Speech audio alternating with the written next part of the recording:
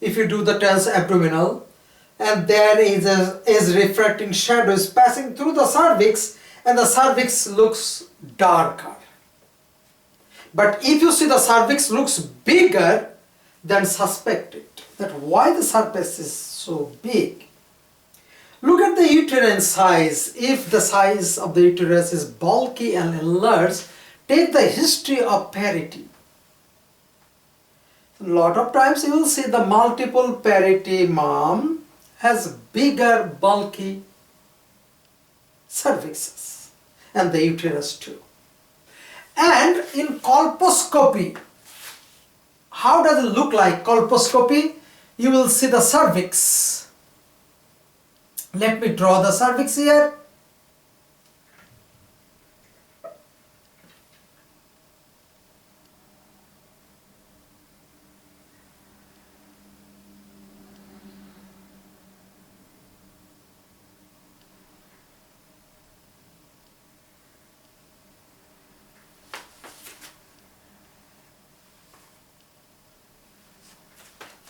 Okay, so the instrument is inside and it has a light and magnifying glasses. And it gives the light all over. Okay, and if you see a wart-like structure is there, then you can see there is a wart-like structures hanging from the surface of the cervix, and also you can see the clear picture of the external os. Okay, so if there is a irregular surface here, then you can see it, and if there is some bump over here, you can see the surface of the cervix is irregular, okay, lumpy. So that is colposcopy, and this is sonography. Okay, so now I will give the idea about the more ultrasonography.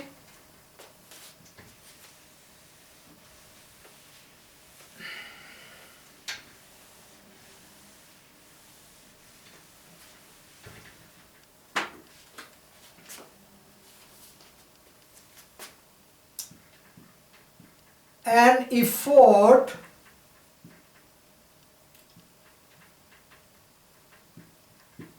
should be made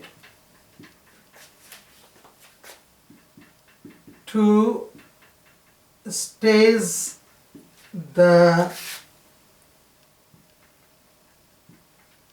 cancer using the above method.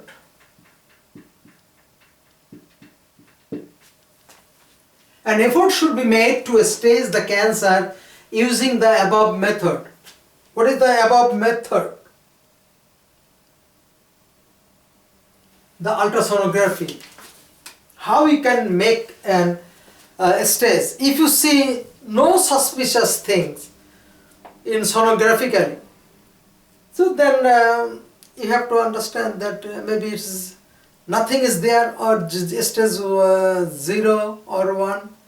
But if you see the cervix, external os is deformed, then cervical tips within the vagina has a wart or irregular surface, lumpy, bumpy, or bleeding, or color change, so then you have to suspect that it is beyond, or it is stage 2 or beyond 2. Okay, transabdominal sonography will only see a stage 2 mass or greater.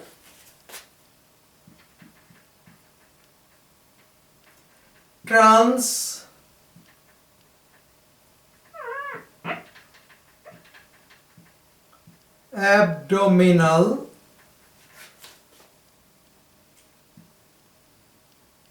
sonography will only see a stage 2 mass or greater.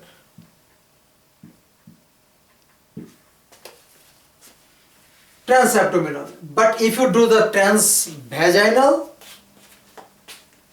then cervix is more close. You can see better cervix if there is a stage 1, stage 2 or stage 3. Okay? And what else you need to do? Image.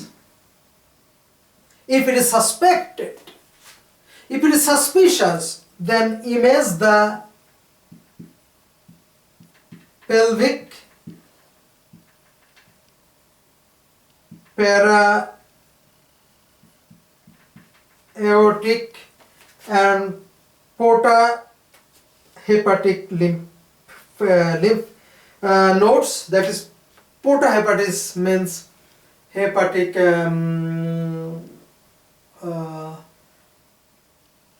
okay, image the pelvic, para-aortic and porta-hepatis.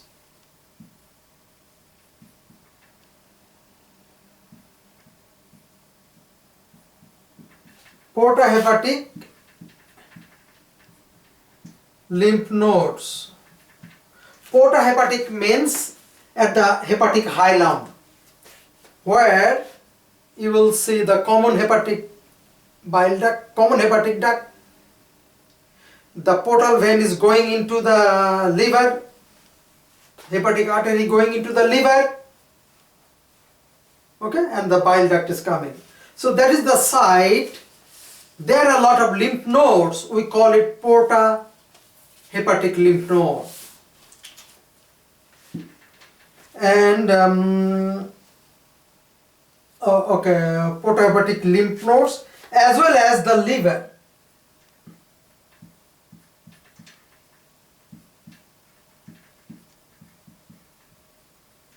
Liver for metastatic involvement.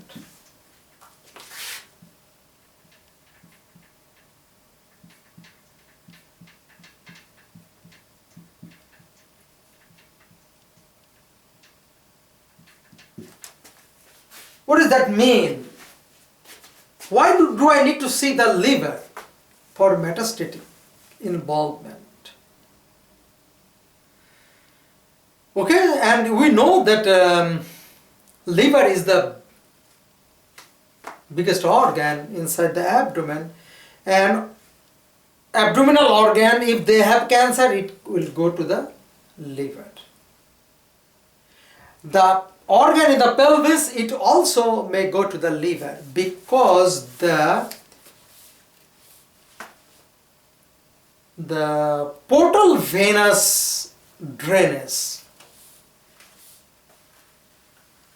and the systemic venous drainage that goes to the IVC, they carry the cells of the cancer. So the organs, those are supplied, they return their blood, venous blood, through this portal and the systemic veins. So the cancer from that organ may go all over the body, because finally they will go to the systemic circulations.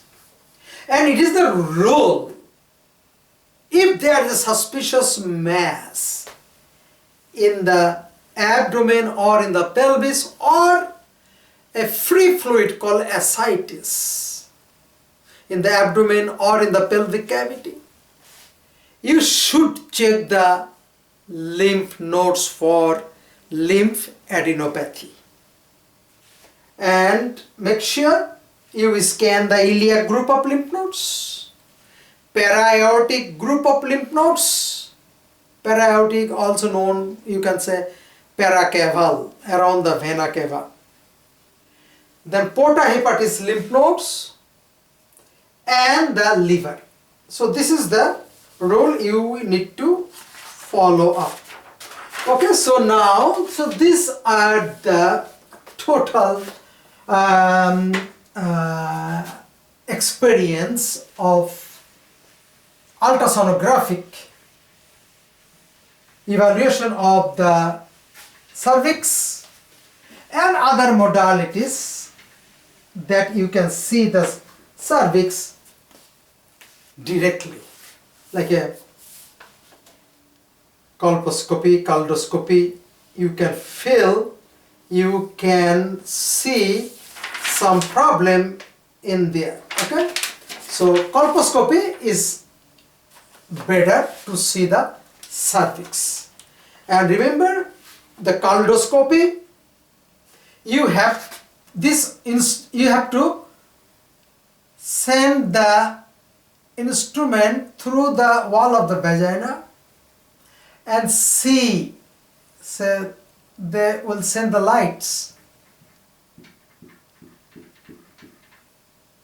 and they can see structures, especially the ovaries, fallopian tubes, and pelvic fossa, pelvic muscles, blood vessels, and any soft tissues.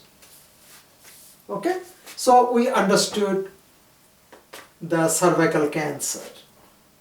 Okay, in USA, you know that cervical cancer is the 6th leading cause of death. But now I am going to discuss about the endometrial carcinoma, which is the 4th leading cause of death, and that is the most common female genital organ cancer in USA. The cervical cancer is not the higher than endometrial because it's a educated country, Western country. People knows to protect themselves from by using the contraceptives and the condoms and other methods. So the rate of transmission cancer to the cervix is less than endometrial. Okay, so now I will talk about the endometrial carcinoma. Cervix is done.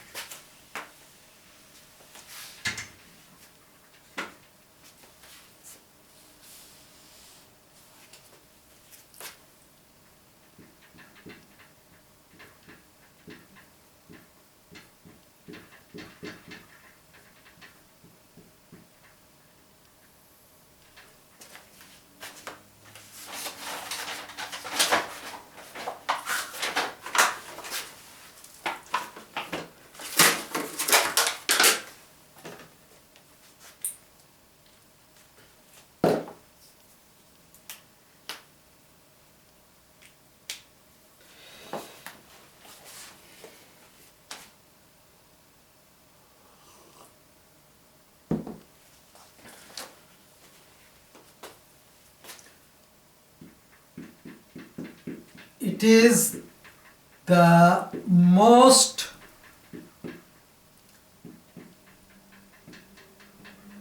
common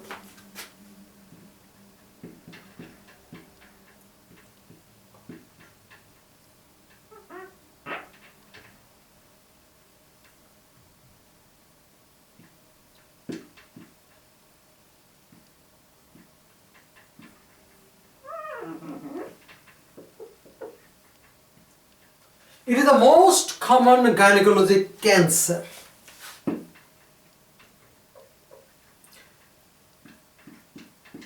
It is twice as common as cervical cancer.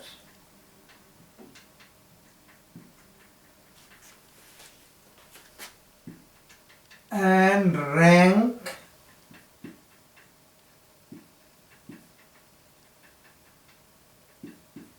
fourth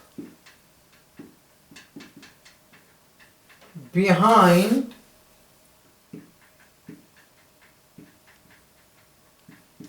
breast, rectal and lung cancer. That means breast cancer is the highest in female, second is rectal, third is lung, and the fourth is endometrial carcinoma.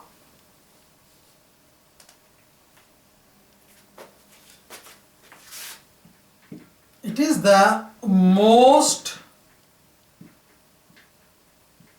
commonly encountered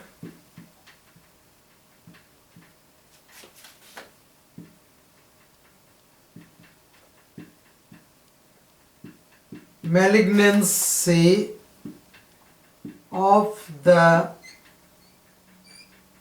female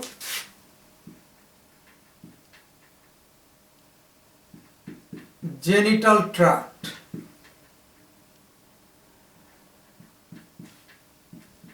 In the USA. Okay, so this is very important statement you need to memorize. It is the most common encountered malignant cancer in female genital tract in the USA. Okay, so now I'll talk about the etiology.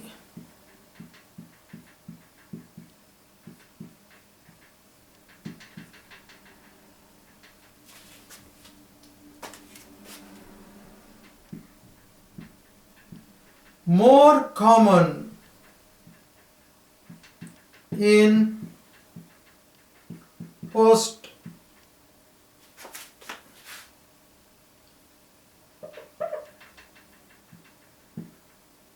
menopausal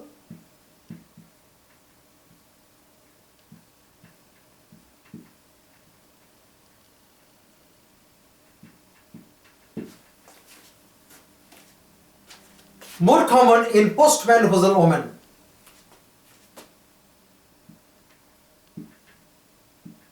One risk factor is the prolonged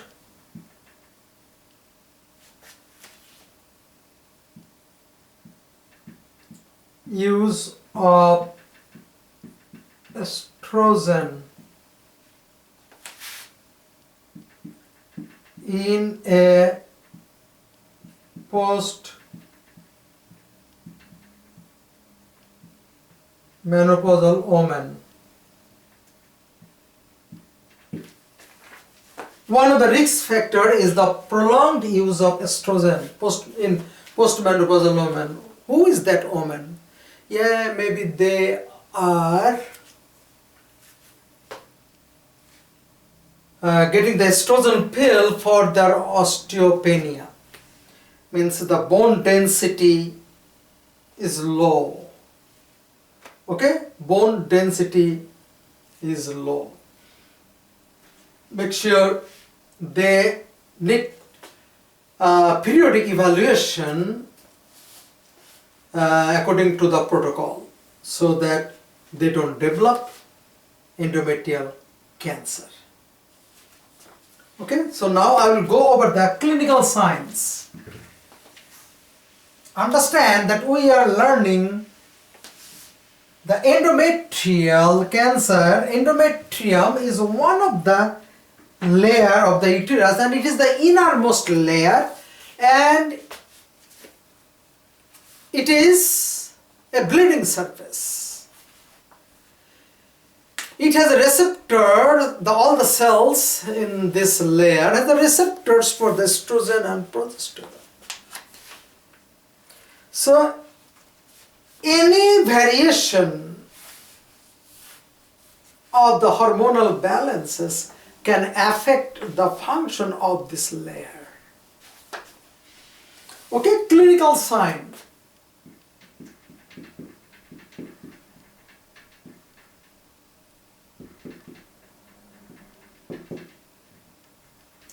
Clinical signs. The most common sign is postmenopausal bleeding.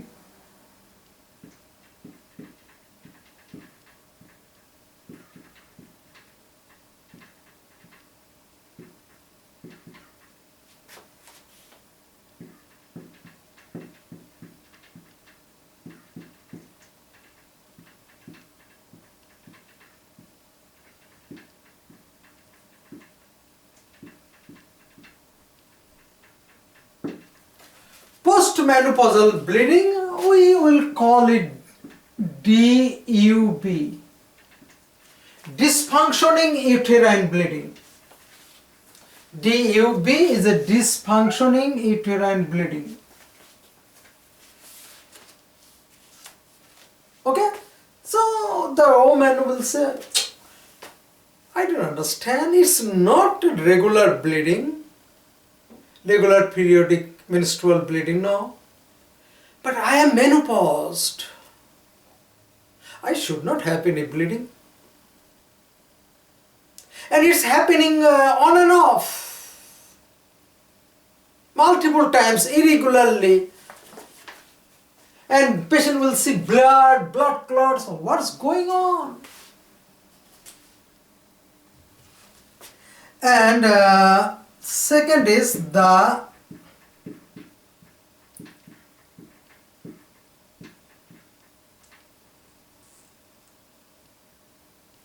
pap smear will only detect cancer that has invaded the cervix.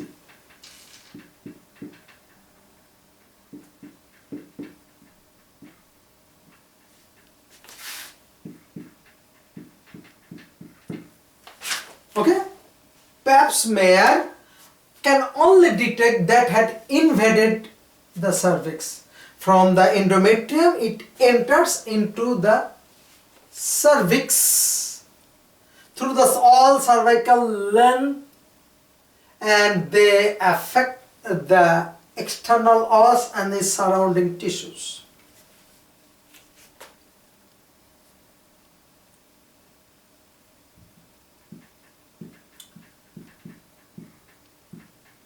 Endometrial biopsy is used to confirm the presence of cancer.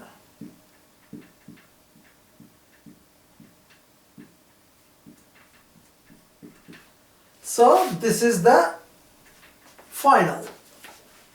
And that biopsy needs a diagnostic DMC. Diagnostic DMC will scratch out all the pathological tissues from the uterine cavity, and they will send it to the lab for test, biopsy test. And the result will come, and accordingly they will take care. Okay, so now we will see the staging of uterine cancer.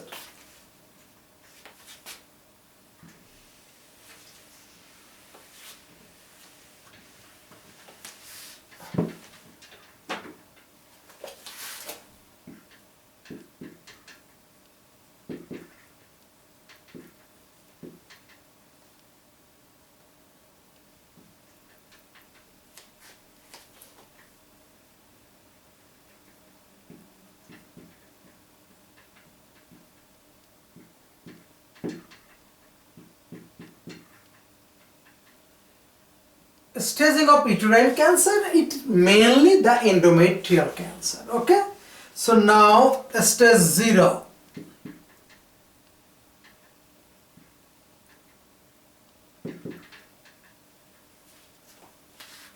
The cancer is non-invasive, same as the cervix.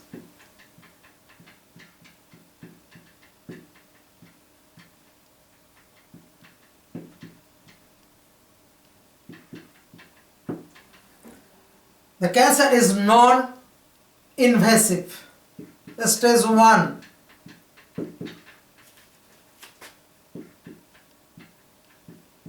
The cancer is small and confined to the body.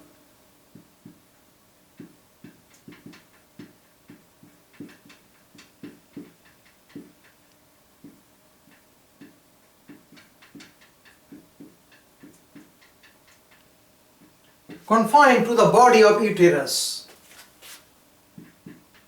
Stage 2.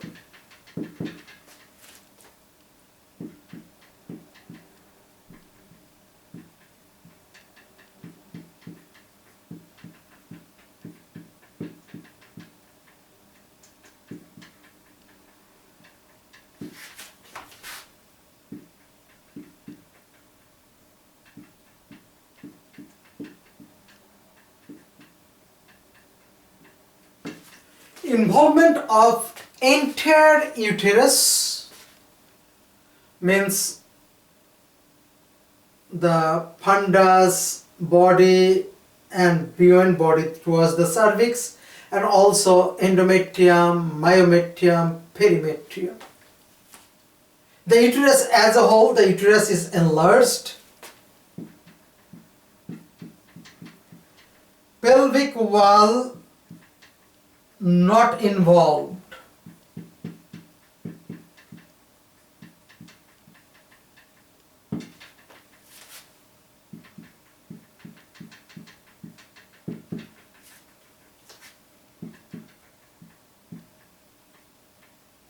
The mass is large.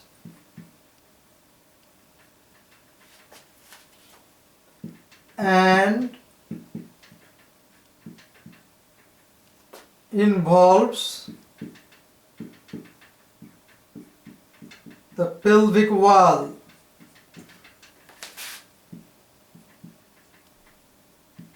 uterus and vagina.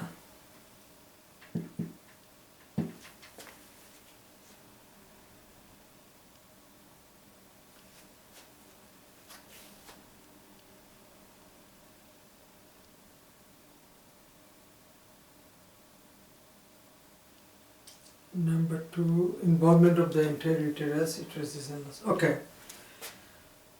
So, regional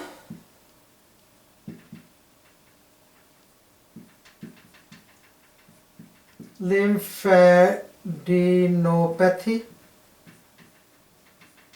If you remember the staging of the cancer in cervix, so then easily you can remember this staging of the cancer in the endometrium. It is almost the same style. Okay, then stage 4.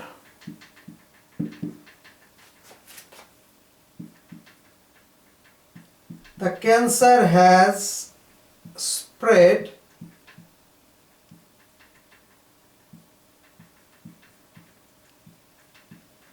beyond the true pelvis.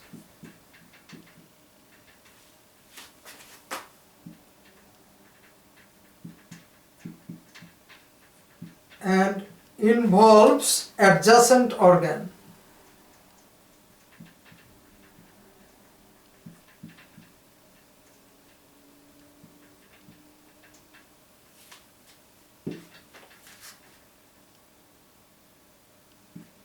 There will be distant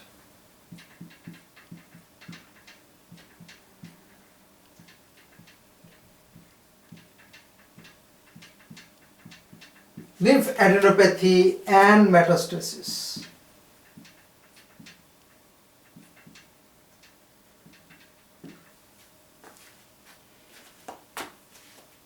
Okay, distal lymph adenopathy means involvement of the para-aortic lymph node, portohepatic lymph node, and liver and other organs get involved.